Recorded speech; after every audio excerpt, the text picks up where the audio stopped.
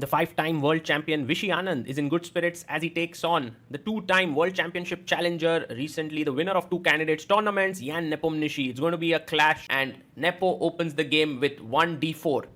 Now Vishy brings his knight out to f6, taking the center further with c4, knight to c3. Will Anand go for the Nimzo? No, he chooses the very solid Queen's Gambit declined. And you can see there Nepo thinking of his different options. He takes, pawn takes, and bishop to g5. This is a very popular way to play against the QGD, which is known as the Carlsbad structure for white. Vishy brings his bishop out to e7, and Nepo now has a few options. The main one is, of course, to put his bishop on d3, and he does that. Bishop d3 on the board. Vishy pushes the bishop to a with h6, and you can see that Nepo looking on the other side, trying to recollect his theory. Bishop h4 played, and now Anand can go knight d7. That is one idea in this position. He can also castle, but generally black doesn't castle so soon, but he does it. The reason I thought was that now white can go queen c2, long castle, and try to attack on the king side with h3, g4. Well, but Anand has something other on his mind. He goes knight h5, offering a trade of the bishops. Queen takes, and Nepo quickly castles on the king side. He doesn't think about queen side castling there. Okay, now a very simple plan that white would have in this position is to somehow defend this pawn and engineer the f3 e4 breakthrough. Meanwhile, black will try to meet f3 with the move c5. That's a very common knee-jerk reaction. And also Anand continues developing. He puts his knight on d7. Generally, in such structures, rook b1, b4, b5 is also played. It's called the minority attack. But Nepo goes for completely different plan. He is like, I have not developed my queen, which generally belongs on c2. So I'm going to put it on d2 and defend the pawn on e3 so that I can play f3 next. That seems to be his plan.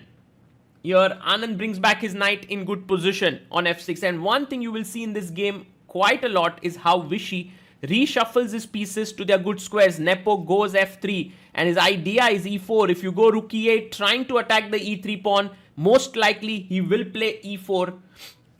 Here Anand now has to be careful, because not only is e4 an idea, but also g4, knight g3, and trying to gain space on the king side. So he instantly meets it with a strike in the center with c5.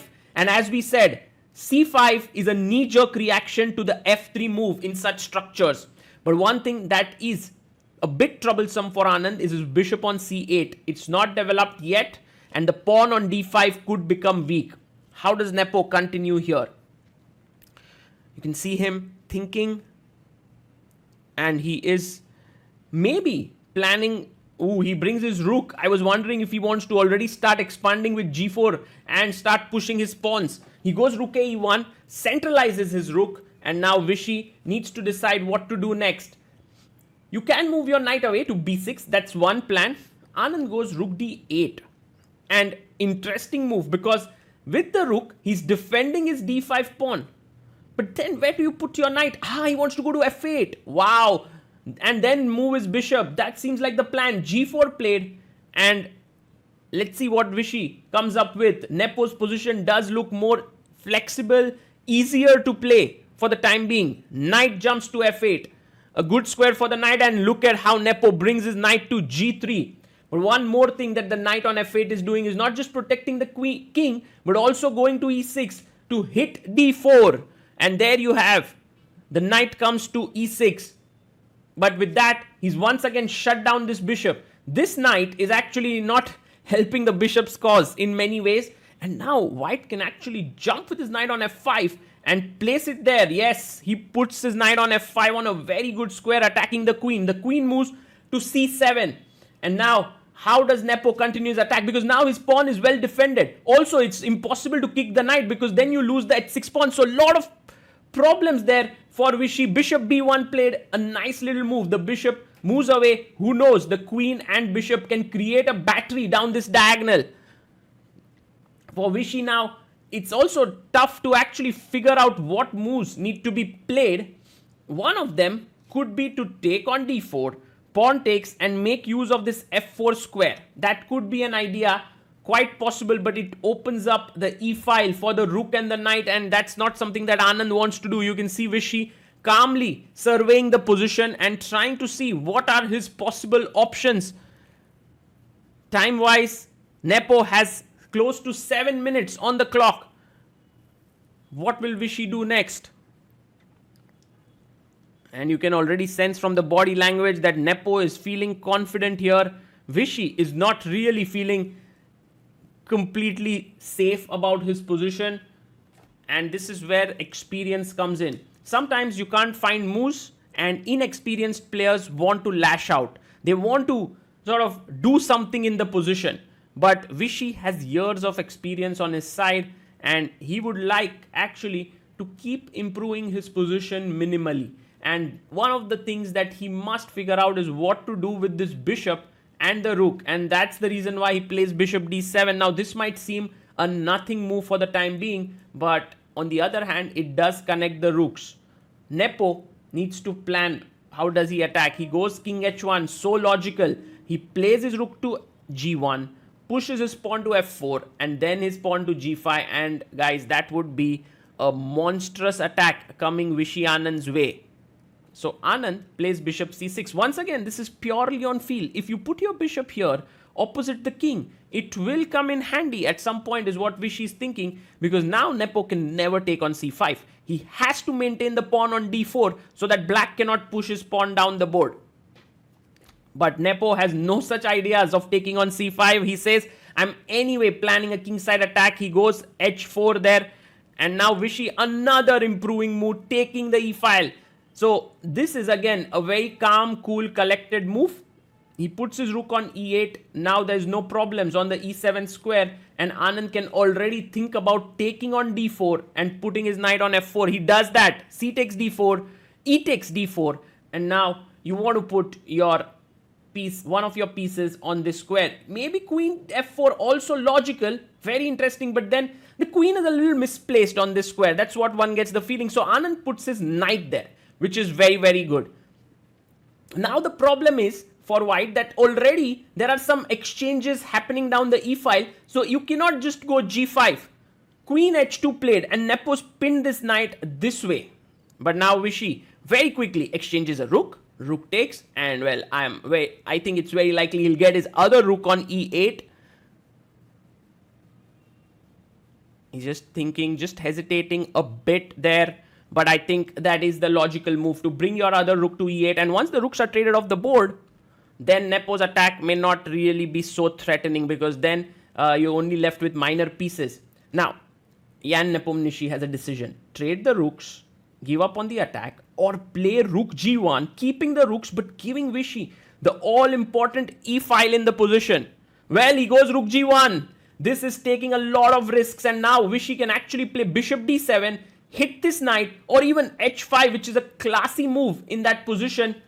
He goes knight e6, and that is slightly passive because he wants to trade off the queens, but it's also practical. Anand is like, let's trade the queens so that the attack no longer goes through. Knight takes c7, and now Nepo, attacking chances are gone. He's shaking his head there, but the endgame is still not so simple, because here the bishop is a little bit restricted by the pawn. The d5 pawn is under pressure. Also g5 is in the air. But Vishy is a master at defending such positions. He goes knight e6, and maybe now somewhere he is angling for g6.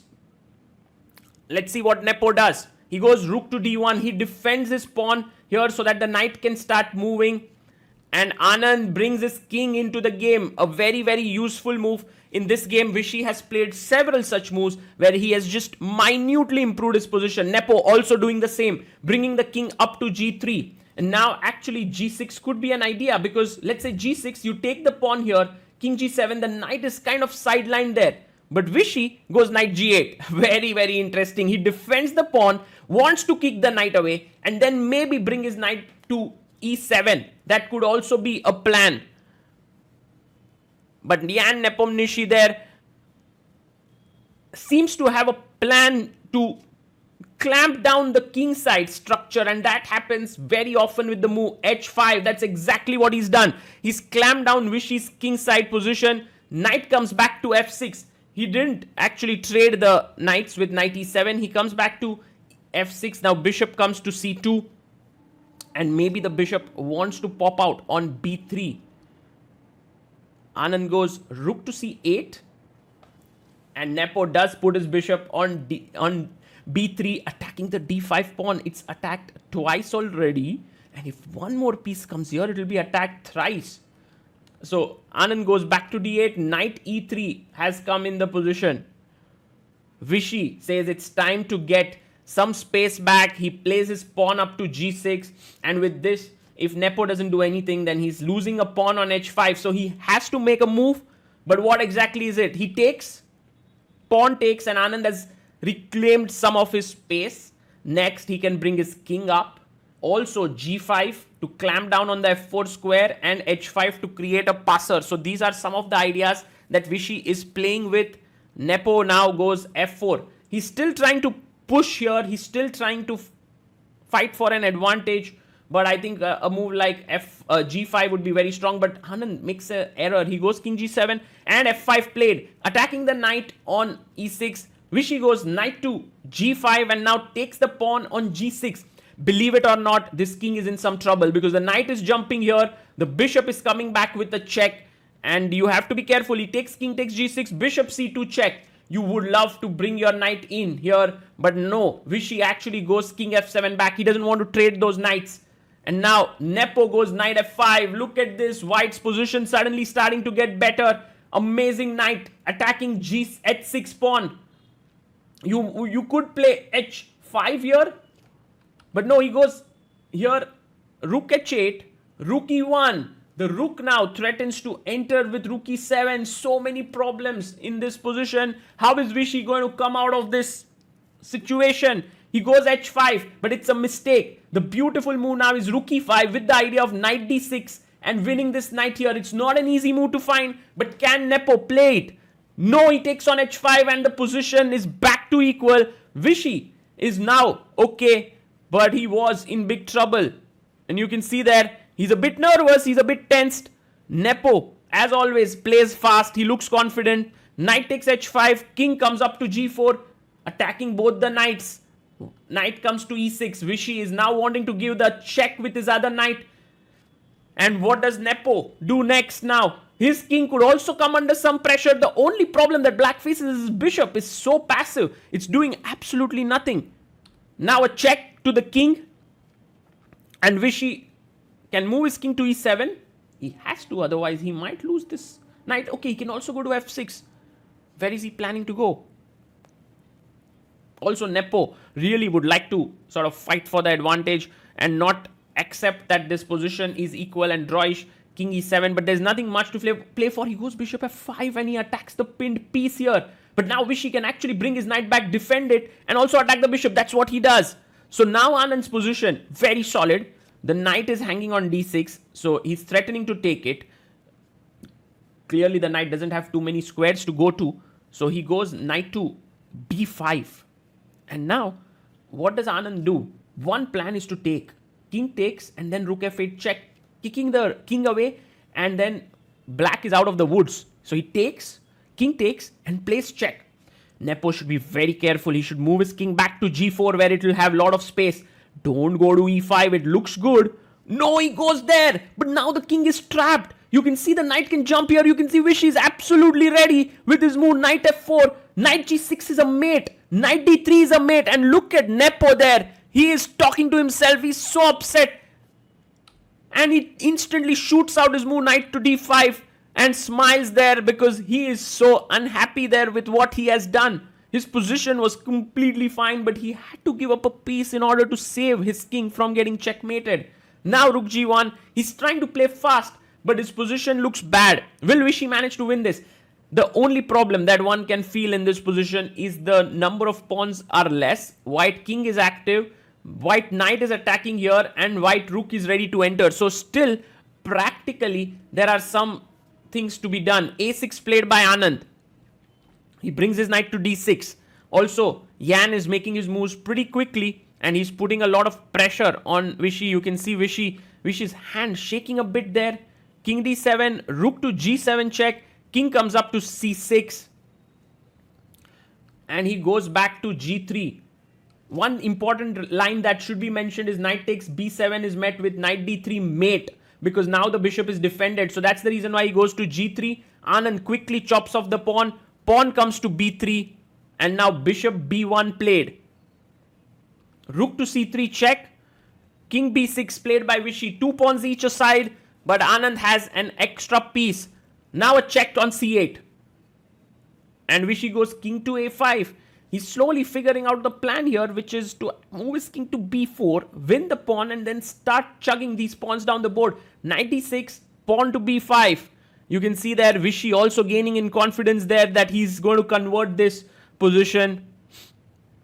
Often when you see Vishy converting winning positions, you might see him a bit shaky with the way he makes his moves, but actually he's very solid with the moves that he's making here. He gives a check. Rook comes to a8, defending the pawn on a6. And now the idea, of course, is to come king b4, take the pawn, and start pushing his pawns down the board. King to d7. Nepo is trying to bring his king from the backside, but Anand's king is way quicker. He goes king b4, king to c7 played, and now Vishy takes one of the pawns. Nepo will get back one of his pawns as well with king b7, because now the a6 pawn cannot be defended. But I think Vishy can actually, he goes rook h8, can now calmly use his b pawn to push it. Yes, he goes b4. One pawn is good enough there. Nepo now clearly having no real plans. He should be in big trouble here, because also the d pawn is not going anywhere. He goes rook a1, attacking the bishop. Anand moves his king in to defend the bishop and also free one space for the pawn to come down. Rook a5 played, and he plays pawn to b3. Rook g5 played by Nepo, and now the knight comes back. Vishy is planning to put his knight to block any side checks perhaps from here. King up. Rook pins the knight. Ooh, nice move there. King comes here. Knight check. And now king comes to d5. Knight f4 check. The king is being moved around. King to c6. But now that the knight is pinned, I think all that is needed is, yes, the bishop comes out. Next, the king comes out. And then the pawn pushes forward. Rook to g4. And Vishy is now, he's going to move his king. Yes, he does. And Nepo resigns with a very gentlemanly smile on his face. Very nice there.